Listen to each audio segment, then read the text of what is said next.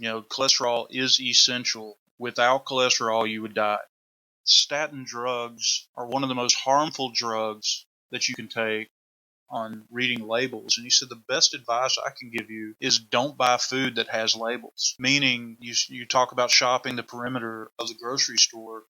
You just buy meat. So just buy real whole food and you're going to be light years ahead of the standard American diet. If I would have known when I was 18, I could have avoided a lot of this. The Culinary Libertarian Podcast, episode 52. Yo, welcome to the Culinary Libertarian Podcast, where the philosophy's free, but the food's on you.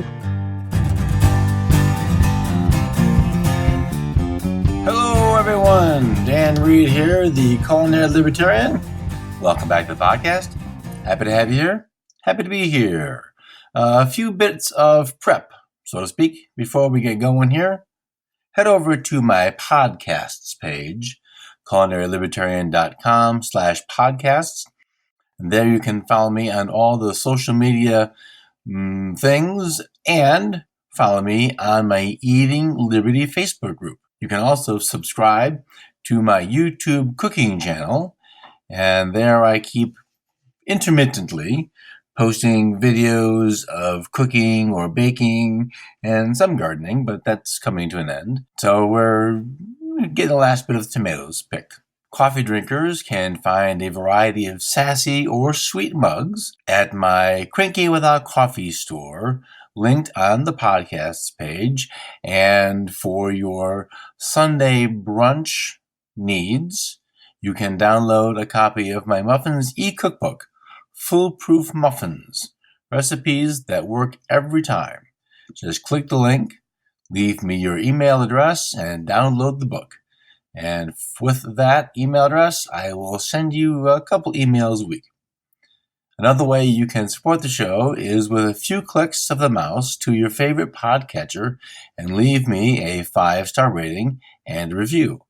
That kind of engagement helps move the show up so more people can find it and listen. And lastly, when you are on the show notes pages or find the posts on your Facebook or Twitter feeds, please share them with your social media friends.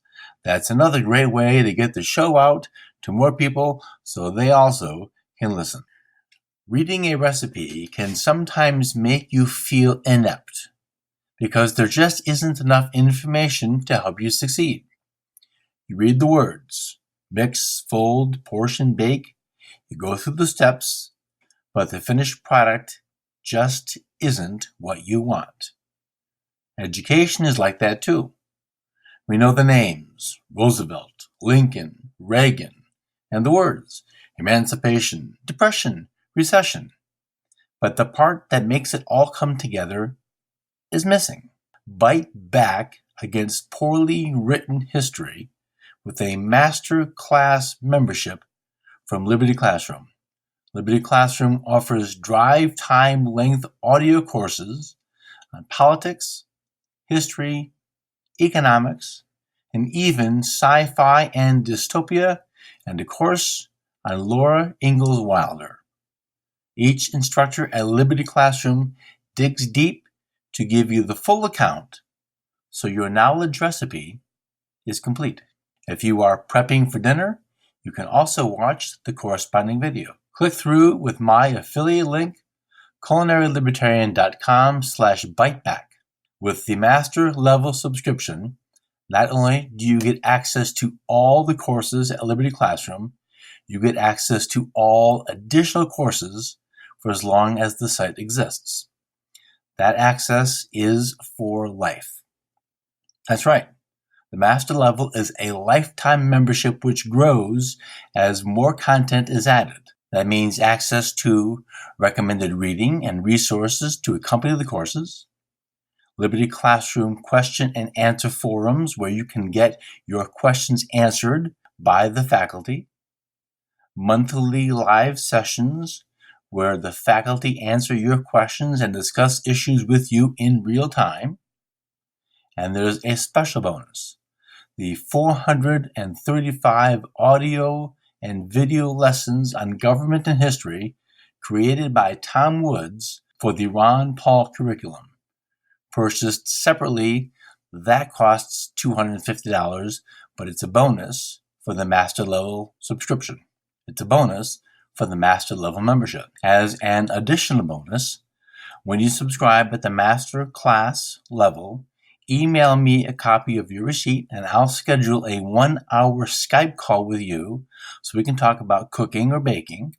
And I'll also send you a link so you can download my cookbook with over 75 recipes for hearty fall dishes, which are perfect for any time of the year, and a link to an ebook about herbs and spices. Use my link, culinarylibertarian.com/biteback, and bite back against the failed education from the state. Jimmy Clegg is my guest today. Again, Jimmy was here back on episode 11 talking about keto and what he's learned from his reading about how the keto diet has impacted him by reducing Crohn's disease and prediabetes, and how many other people have had similar experiences from eating a ketogenic diet. Today we are talking a bit more broadly, discussing 3 articles he posted on his Keto AF Ancestral and Fasting Facebook page. We put some attention to issues involving how some foods cause swelling or pain or inflammation. We're also going to talk about some interesting news about cholesterol and an article about the increase in C. diff in patients in hospitals. Primary theme of this talk is that whole foods, from tomatoes or spinach or meat, is entirely superior to processed foods. Welcome back, Jimmy. Thank you for joining me today on the Culinary Libertarian podcast. Thanks for having me again. Well, I'm happy to have you back. In case somebody didn't catch your first episode or just has discovered the Culinary Libertarian podcast, give us a little bit of your background into how you got into keto, and then I have another question after that. Okay. Well, first of all, I'm not a doctor. I'm not a researcher. I am just a guy. I was a math major in college. I was like everybody else after high school, and my activity level dropped. After college, it really dropped, and I just started packing on weight. Maybe 5-10 pounds a year or less, and then just woke up one day and I'm morbidly obese, in denial. And I tried, every diet strategy that popped up on TV, every counting calories, everything.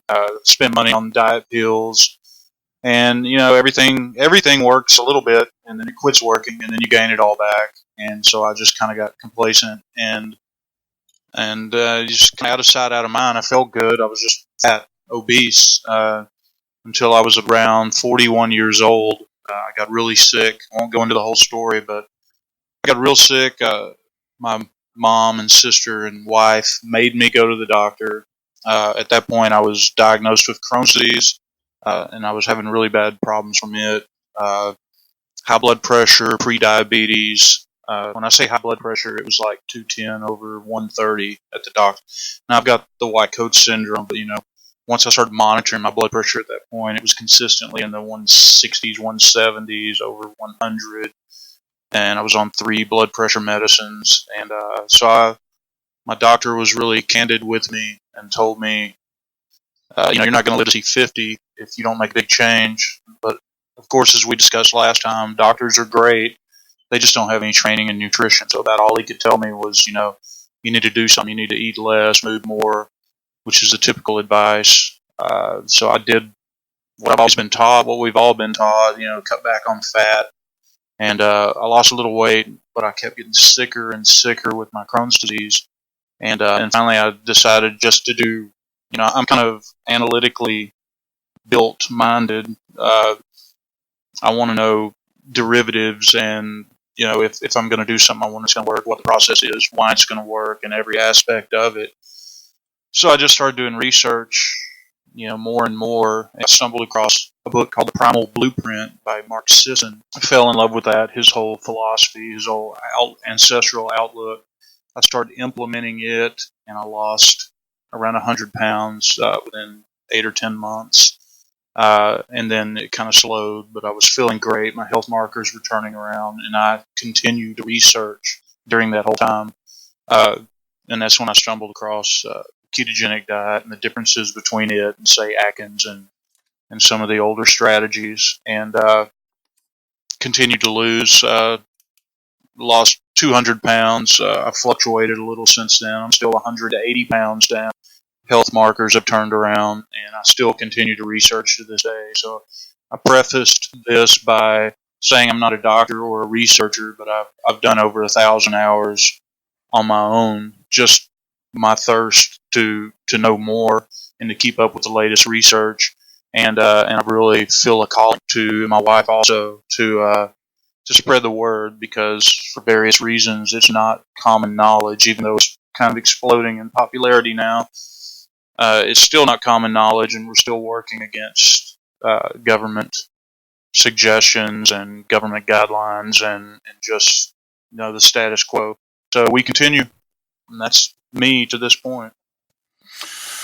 Okay, and so you made the point of qualifying that you aren't a doctor or a researcher, but with your mathematic and sort of analytical aptitude, you, at least from the engagement you and I have on your Facebook page, and when we talk some bit, you seem pretty interested in following not just the keto research, but something I'm going to get to in a few minutes is other ways foods can have an impact on our bodies. When we talked last, we did talk about Nina Tai Schultz's book, The Big Fat Surprise, and she's doing her own thing, I guess, fighting against what seems to be a doubling down of the FDA and the diabetes industry and the heart disease industry of holding firm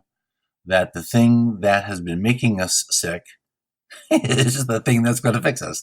Well, that is part of what we talked about last time, and it is a whole other episode.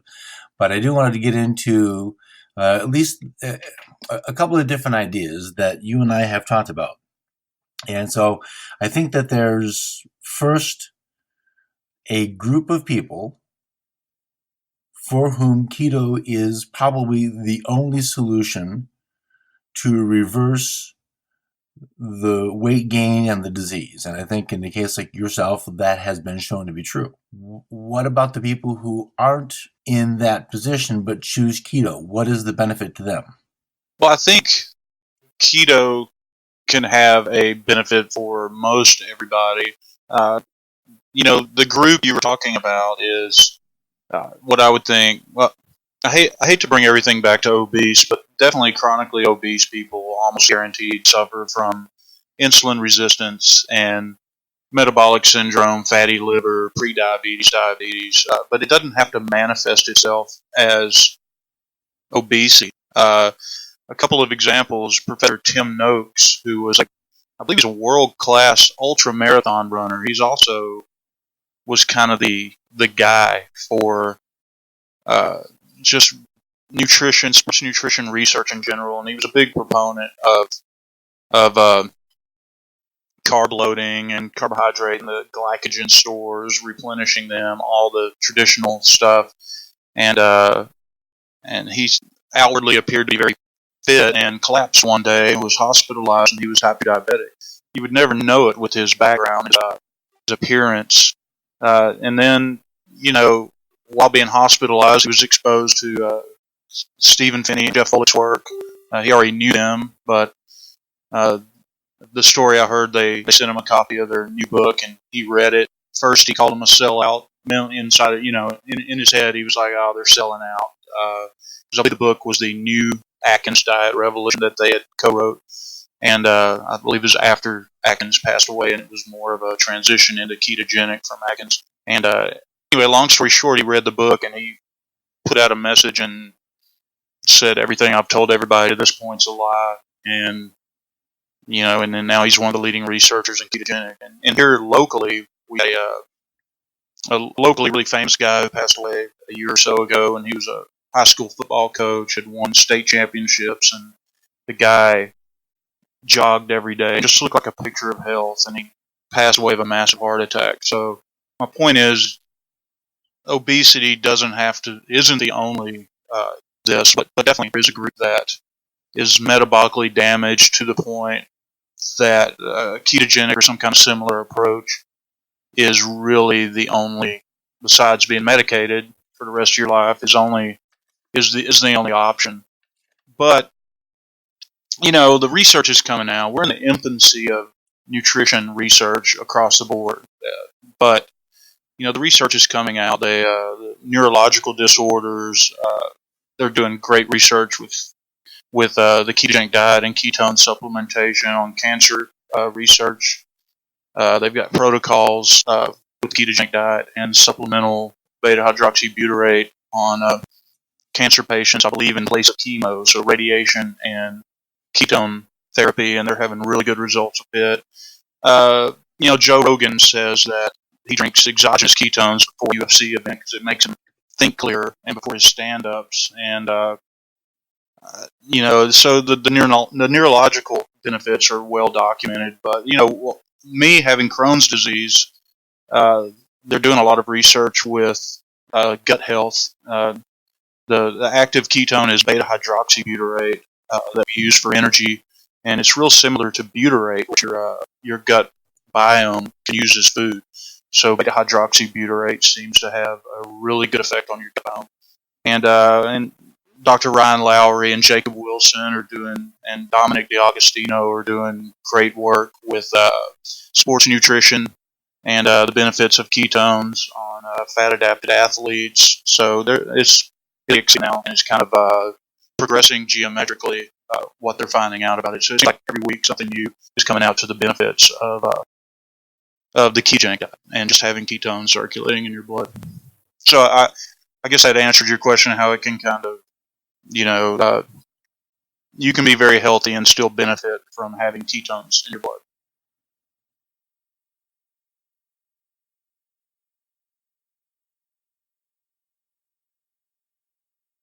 So I'm happy that you made the point about nutritional science being, well, kind of in its infancy, and I think that there's, that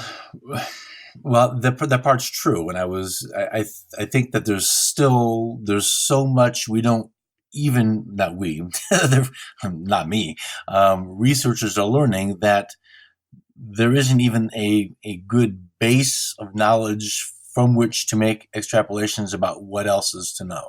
So, there's miles to go here.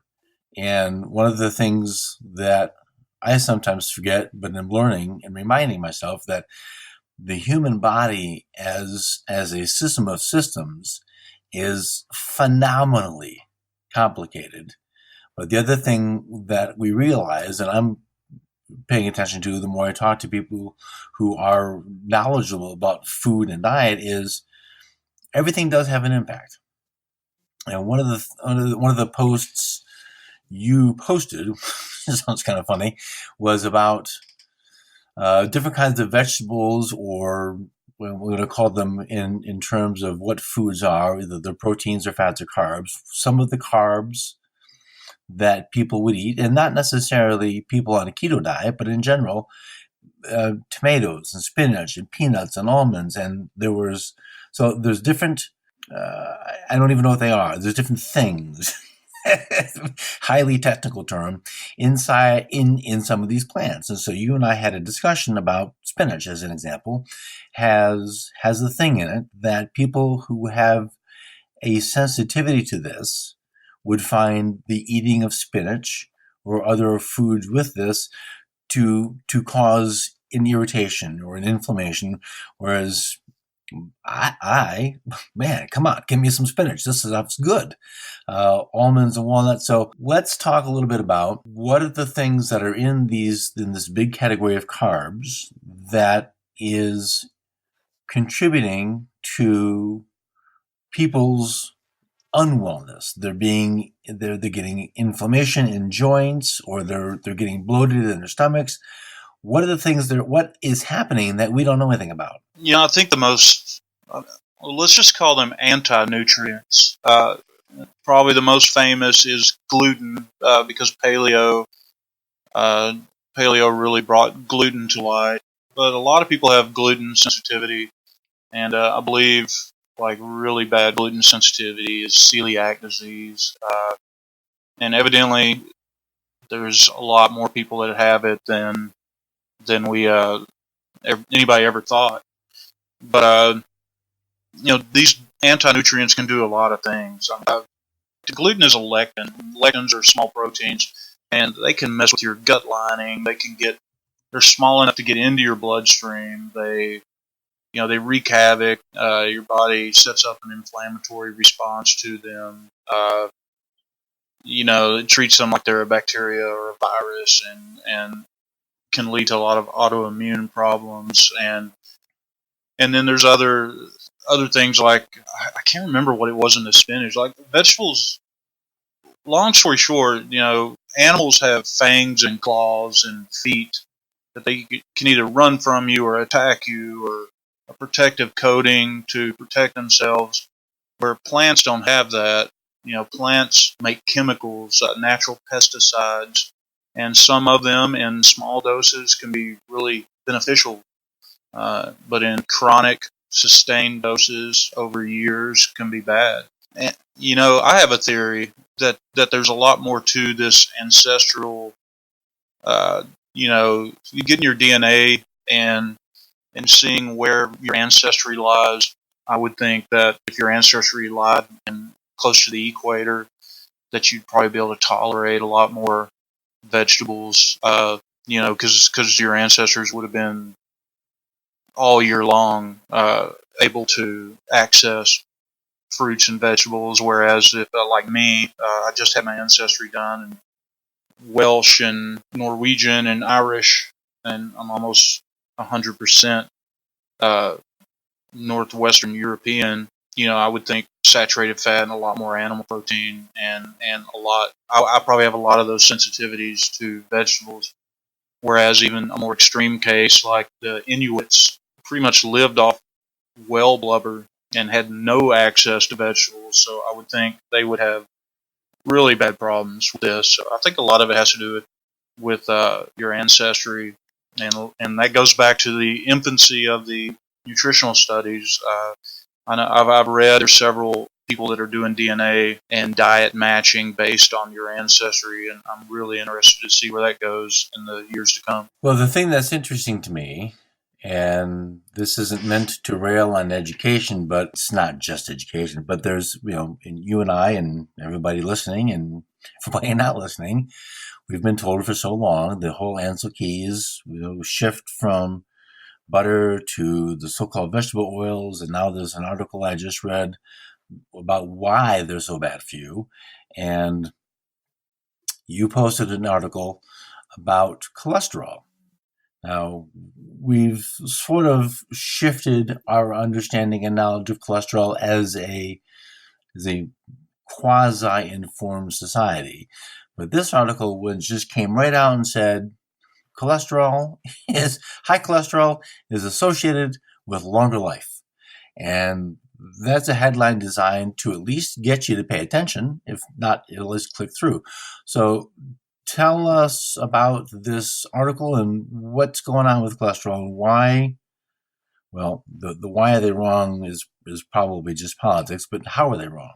Locally, we have a group that needs it's keto, it's primal, it's paleo. I mean, it's just people wanting to get in better health. So I started, and I always talk. It's about an hour-long meeting, and I always talk 10 or 15 minutes and talk a little science, and everybody's eyes glazes over, so I keep it short. But I started the meeting off the other day, and I was like, you have a substance in your body that is responsible for the building and repair of every cell in your body. It's responsible for synthesizing your sex hormones. It's responsible for the synthesizing and production of vitamin D from sunlight. It produces the bile that helps you digest fat.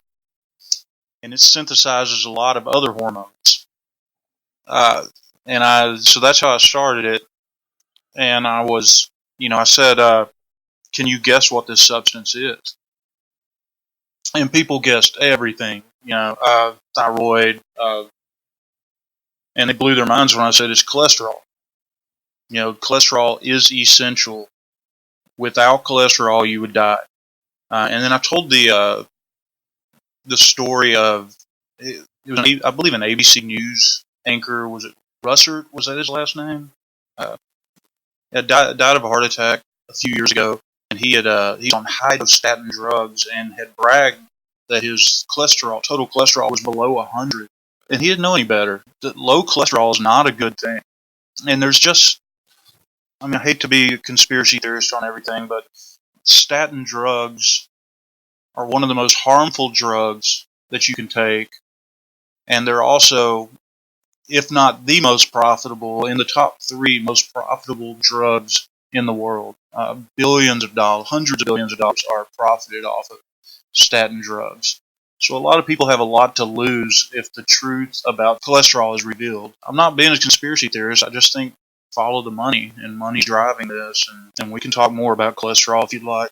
Well, I think it's an interesting thing for people to know, and you and I have talked about the other episode I've done with the biochemist Kyle Mimonis, and I just did one with him, episode culinarylibertarian.com/50, and we talked about metabolism. And one of the things that Kyle pointed out to me that I didn't know, and this seems to be something not talked about anywhere. I mean, it's not exciting news, that the molecular makeup of the unsaturated fatty acid is such that when it adheres to the mitochondrial wall, that's causing some serious problems inside the body. And now this is something a biochemist would know if he did research on it. It's not an exciting topic. It's kind of boring. As I think about cells and go back to biology in 10th grade, it's like, wait a minute, I don't want this. But this turns out these are things that we need to know about. And probably, I don't know if it's in the same bucket of that particular conspiracy theory, but I don't know if it's unwillingness. I'm not sure what it is, but the lack of information anyway, the lack of discussion about this seems at least to be troubling, and so I want somebody talking about this, that, hey, you know what, there's more going on here than just what we've been being told. And I think more and more and more we're learning that on many fronts what we're being told turns out probably not to be in our best interest, which is another episode about how disappointing all of that can be.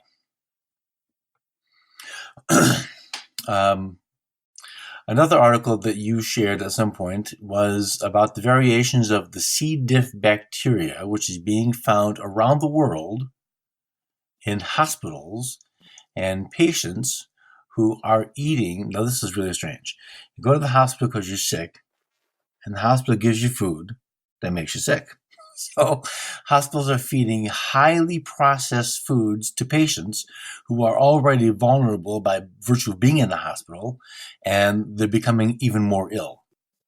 So let's talk a little bit about this problem of C. diff bacteria in hospital food and what's going on with that.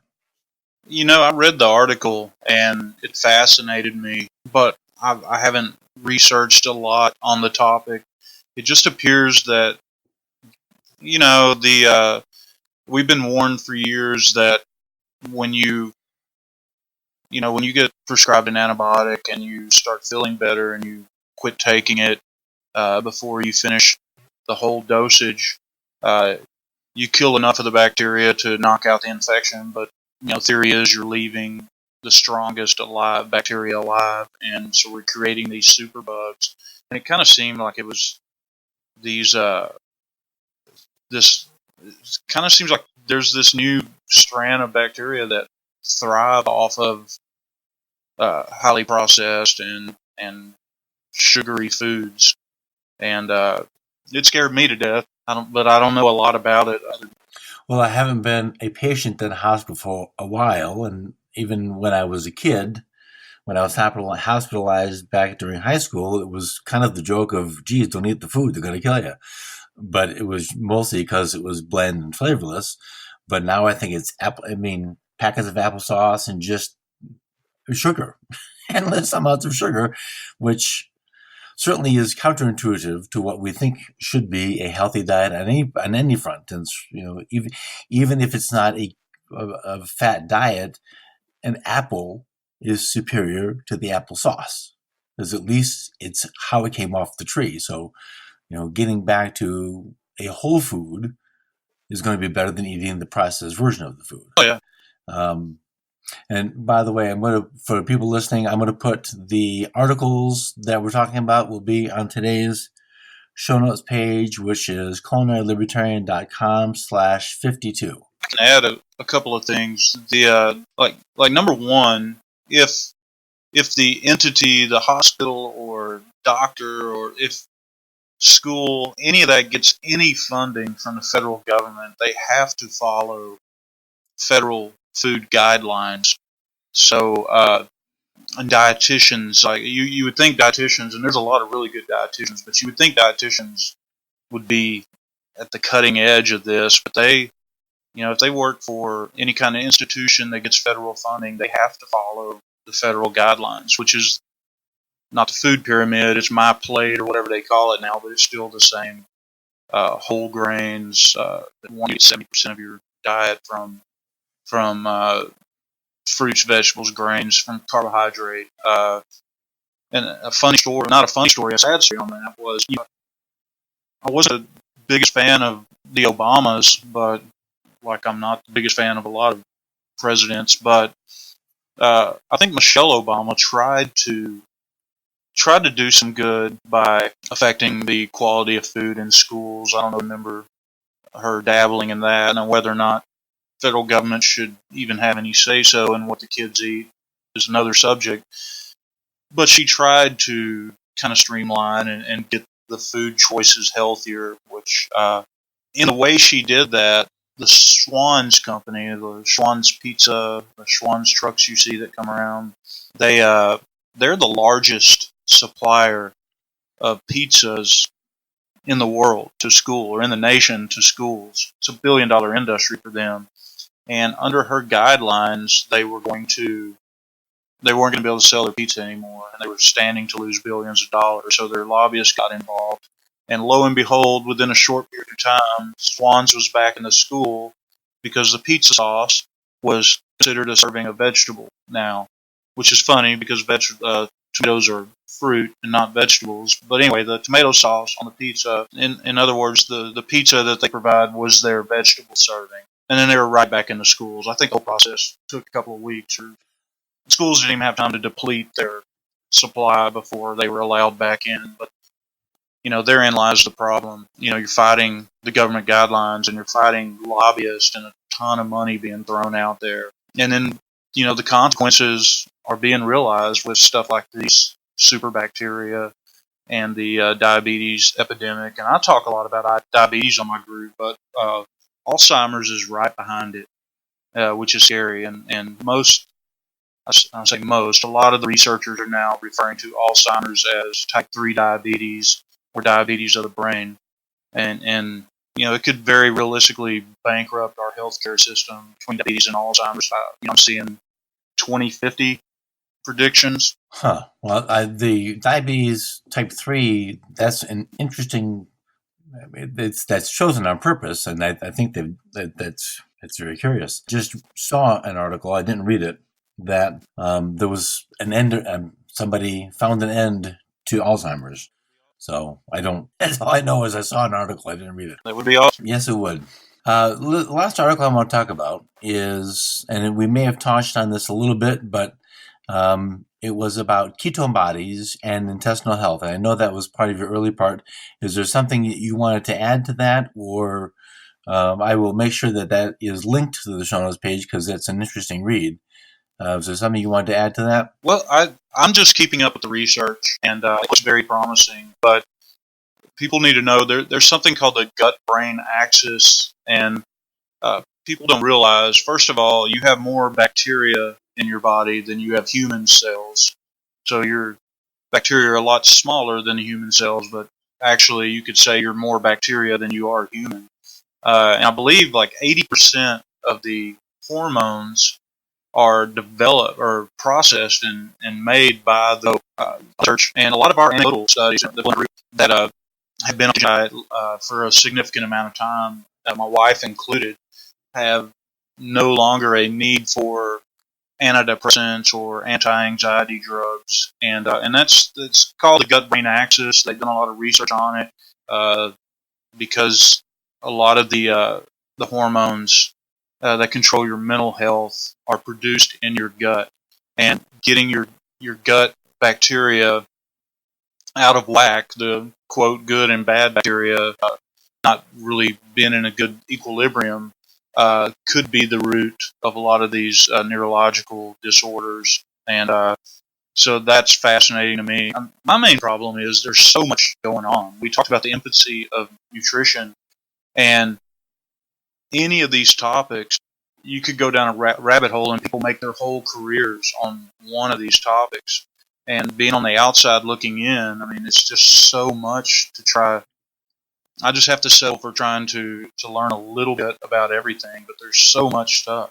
The biochemist you had on, it was so fascinating. But I'll never have a chance to touch any of the stuff that he's working on. It's just too deep unless I want to focus on one thing, and our main focus is just getting people healthy. So this stuff fascinates me, but there's not enough time in the day to cover all of it. The more I'm learning about my parents, my grandparents, they, like everybody else, somebody in an official sounding capacity says we've discovered that this is better for health, and well, don't you want to have better health, citizen? Well, of course I do. So I'm going to follow the rules, and they're not rules, but they're the recommendations. And you can't blame anybody, but so for all these years, my grandparents, and I remember my grandma probably had Crisco, and back then it was really bad. But my mother was a registered nurse, and later on, after we were in high school, and we did what we thought we were supposed to do. We grew a lot of our own vegetables, and we ate a lot of the food we put up. So, from that sense, that's great.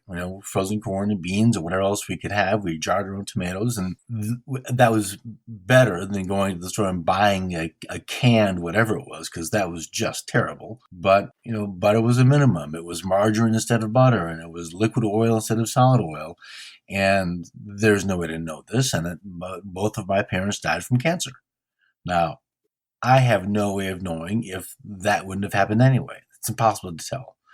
But part of me wonders that, wow, for all of the years and all of this misplaced focus on diet, what could have been? Well, I don't keep myself up late for that, because it's wasted energy, because I can't do anything about it. But I do wonder. So I'm in here at our house. I do the best I can to eliminate as much of that stuff as possible.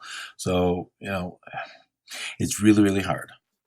Because if you read any package, and so people, when shopping with the kids this weekend, and we were shopping, hit the end cap, and there's a can of Pringles for $1.20. Man, I love those things. So they're selling like hotcakes. One, because it's a convenient price. It's a fun-shaped can, fits perfectly in the water holder at the treadmill. But if you read the package, it's almost as if the can's better than the stuff inside. It might be even mixed. And so between the bad seed oils and the highly, highly processed starches, it just reads sugar, sugar, sugar, poison fat, sugar, sugar, sugar, and some chemicals. But this is what we're buying, and this is what's being sold. And so I don't even ask for a solution, because I don't know what the solution is. I don't have one, except be more informed. But you make the correct observation that to be informed now, well, it's both really easy to do because we have the world at our fingertips, but holy smokes, there's a ton of information. Yeah, honestly, the more I research, I say research. I'm not looking through any microscopes or anything, but the more I do research on the research, I think like ketogenic, as we discussed at the beginning, ketogenic has very strong benefits for a lot of people. But I think vegetarian, as opposed to the standard American diet, going to a vegetarian diet, you're going to improve drastically. Even low fat. I mean, there's a lot of problems with low fat, but any whole food, paleo, primal, who I'm a big advocate of, vegetarianism, carnivore, ketogenic, any Whole30, any diet where you're getting away from the processed stuff and getting back to just eating real food. And you know what? This is powerful. Somebody told me the other day, or I read it, either heard it on a podcast or I read it, but somebody wanted coaching on how to read labels for the ketogenic diet. And can you give me any advice on how to read these labels, because of all these the games they play now the big deal is they can say they're grass fed when they're feeding in these pellets that are supposedly made of, and they're still eating on concrete and everything, and same as the grain fed, but they're going to say they're grass fed. Everything's. And he said, "Can you give me advice on reading labels?" And he said, "The best advice I can give you is don't buy food that has labels. Meaning you talk about shopping the perimeter of the grocery store. You pick up spaghetti squash. There's no ingredients list on that. You get the fruit. You get a pack of meat. You just buy meat. So just buy real whole food, and you're going to be light years ahead of the standard American diet. But aside from all of us in all different parts of the nutrition spectrum, ideally we just want to get healthier and help people get healthier. And there's no need for all this tension, and we tease a lot, but I'm super happy for vegetarian. There's actually vegetarian keto out there. I'm super happy for them improving, because anything over the standard American diet is an improvement. And I think the solution is like what we're doing right now and what our groups do is a grassroots effort, because we're fighting tons of money and thrown around. We're fighting these big companies. You talk about your kids and the Snickers. If you walk into a convenience store and just look at the coloring, I mean, it's like watching a cartoon. All of the all the different candies and stuff is bland and just kind of stuck around the corner. So everything is advertised and marketed to for us to spend money, and generally the stuff that is worse for us is the cheapest for them to make. And so we're fighting an uphill battle. So grassroots effort and just word of mouth is the way we're going to have to do it. Well, you've given me a bit of optimism about my daughter, or my older one, has decided she wants to be a vegetarian. And what's really funny about that is she doesn't particularly like vegetables. So I think we go back to we were talking about the ancestral aspect. Very good with vegetables and never have a problem. Like me, anything with wheat inflames me. I already have some inflammation problems, of course. Crohn's disease is an autoimmune, but it's an inflammatory disease. But I eat one serving of a grain-based product, and my fingers swell. And that's just the external sign. If my fingers are swollen, everything's inflamed. Whereas some people, and then you look at the what is it? The glucose response. Like some people can eat a baked potato and have very little glucose spike from that, whereas me, it would send it through the roof. So I think everybody's individual, and it just takes people educating themselves a little bit and playing with it, and never settling for any cookie cutter. The more every day I'm bombarded with all these diet plans and products and all this stuff, and it's just they try to lump everybody's individual, and everybody needs to just play with it and get educated and figure out what works for them. And to me, the big thing is that diabetes and this metabolic syndrome and Alzheimer's, all of that is a cumulative disease. That's why they call it, because it's in the background. It's growing and progressing decade after decade, starting young until finally it manifests with the symptoms. Uh, Unfortunately, most people, when they don't feel the symptoms, it's out of sight, out of mind. So my big challenge is figuring out how to make people aware, ideally 18 or 20 years old, and start making the changes. And that starts, the only way I know to do it is it starts with the family and the parents. And somehow that has to happen because it's an epidemic. Diabetes, obesity is an epidemic. And if something's not done about it, it's going to be really grave for our country and the world. One of the things that I have been, always in my mind, but in some podcasts it doesn't come up, but the focus is a way we can fix the world. It's just almost a hackneyed phrase now, but that starts at the dinner table.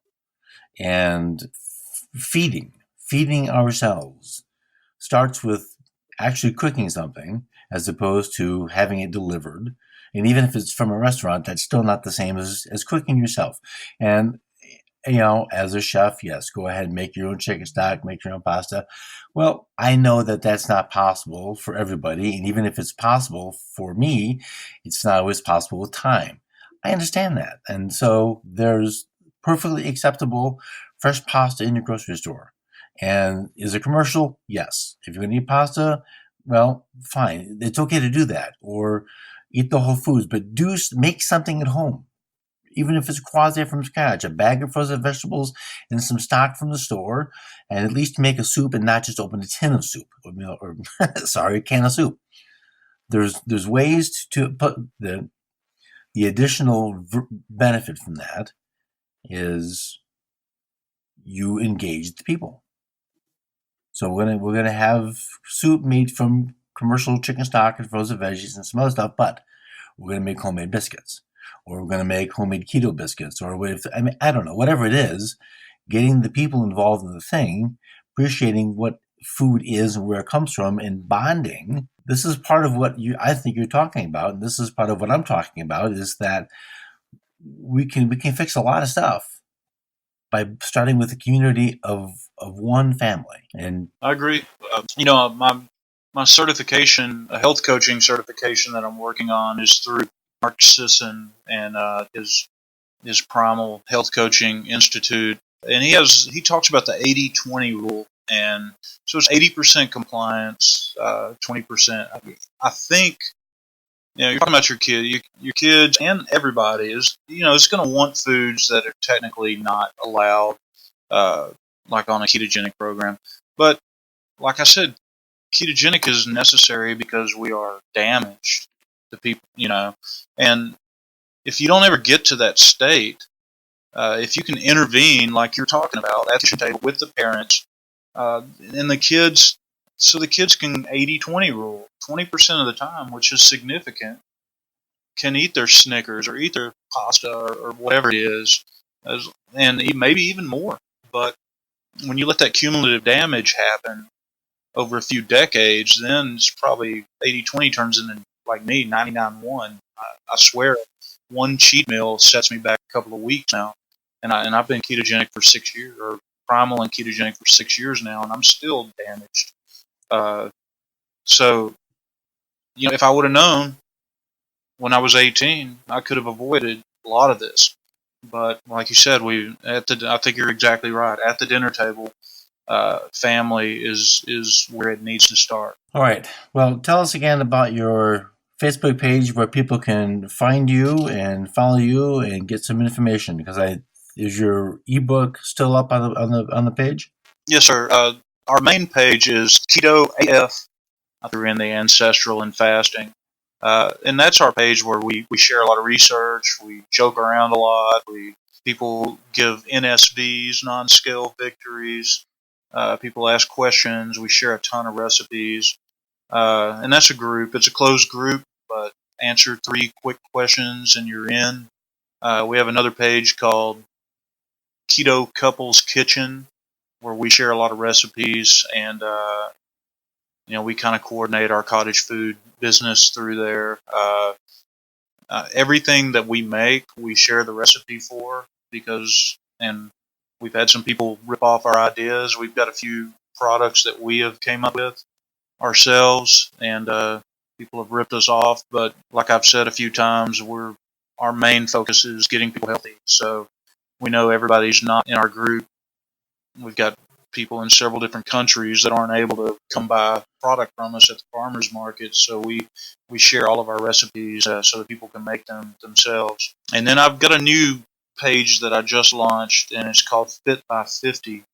And I am just launched it on Sunday, and it's kind of going to be a blog of me finishing what I started and hitting all of my goals by the age of 50, which is 2 years from now. So I'm going to kind of open up to every aspect of my struggles and what I'm doing and what I eat and my thoughts, and just kind of put it in there. Cool. I did see the invitation for that. So, alrighty. Well, thank you very much for your time today. I appreciate that, and getting a little bit more knowledge out about eating balance and in focusing more on whole foods of any kind and ketogenics if you need it, and avoiding processed foods. Well, at least more.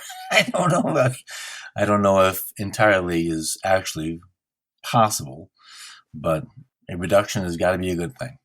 Can I have one more thought I would like to say, and you can put it in? Of course. But one thing that really bothers me, I touched on it, is there's a lot of different approaches. And we talked about vegetarian and keto and primal and paleo and Whole30, a lot of different philosophies, but we're all on to get ourselves and people healthy. Even within the keto community, it needs to be support. People, if they land on vegetarianism and they get on a page in a group and they ask a question, and a lot of questions are newbie questions because they're true noobs and they're fragile. We've learned that there's a lot of hormones at play, and until you stabilize and reach kind of a balance, you deal with a lot of hunger, a lot of anxiety, and somebody will come on and, like in the keto groups, and they'll say, "Hey, I'm drinking Diet Coke. I've quit Coke and I'm drinking Diet Coke." We know Diet Coke is super unhealthy, or diet drinks in general, and sucralose wrecks your gut biome. We know that, but from 4 drinks a day that are 200 grams of sugar to none, they made an improvement. So don't, if you're listening to this and you see somebody, don't crucify them. Let them get their feet wet. Let them get grounded. Let them, the term is, I hate all these terms, but there's a dirty keto. So people eating Vienna sausage and spam and processed meats. As long as they're staying to that 20 or 30 gram and getting ketosis, let them do that. That's night and day better than the standard American diet. If eating that spam or eating the Atkins bars or any of that stuff, which we know isn't the most healthy thing in the world, but if that is helping them stay compliant, let them do that. Let them get grounded, and then let their diet evolve, and eventually maybe they'll end up, grass-fed meat and organic vegetables. But I think a lot of people that just jump on there, and I don't know if they're wanting to show how smart they are or what, or just like to be argumentative. But somebody will come on with an innocent question like, "Can I have I don't know, I instigate in my group a lot. I put a picture of us eating a sweet potato the other day and nobody bit. A few weeks before that, I put a couple of slices of watermelon, and I knew I got the perfect response, and people were, "You can't eat watermelon. It's not keto. It's got sugar in it." And I was like, "You can eat Skittles if you want to. If you want to blow your 20 or 30 grams of carbs on a palm full of Skittles, and go for it." I call them keto Nazis, but just let people learn and let people get grounded and let people evolve in their own diet. And I would really hate for me being a smart aleck or just being argumentative to dissuade somebody that and then they quit the diet and then end up dying or getting really sick. I would hate for that to be on my conscience. So just main thing, just try to be supportive and just try to help people when they ask for help, but just support people. And it doesn't matter what diet they're on, as long as they're making a healthy effort to improve and support them. Well, that's actually a really good point. And I think all of us, for whatever our group is, sometimes I know that in some of my groups, the newbie questions I just roll past because I'm tired of answering them. And it's probably a nicer thing to not answer than to be a smarty pants. All right, good advice. All right, well, have a good afternoon. And thanks again for your time. I appreciate it. Thank you. And one more thing, taxation is theft. Indeed it is. Yes, it is. All right, folks, that's going to do it. You can find links to the articles we discussed on the show notes page, culinarylibertarian.com/52. Read them for yourself. Informed is better than not, and building a base of information is important for sound personal health decisions. I'll have a link to an Amazon page of Mark Sisson's books as well. There will be a link to Jimmy's previous visit, as well as both of Kyle Mamonis' visits. I'm adding those just because it ties in with the theme of eating and health. If you're starting a new style of eating plan or changing some of your eating behaviors in a major way, of course, speak with your doctor and get some suggestions or advice and benchmark of things to be paying attention to. These are things we want you to succeed with, and for that success, a good medical evaluation might be necessary. Have a good week, and I'll see you soon. Music for the Culinary Libertarian podcast is provided by Matthew Bankert at mattbankert.com.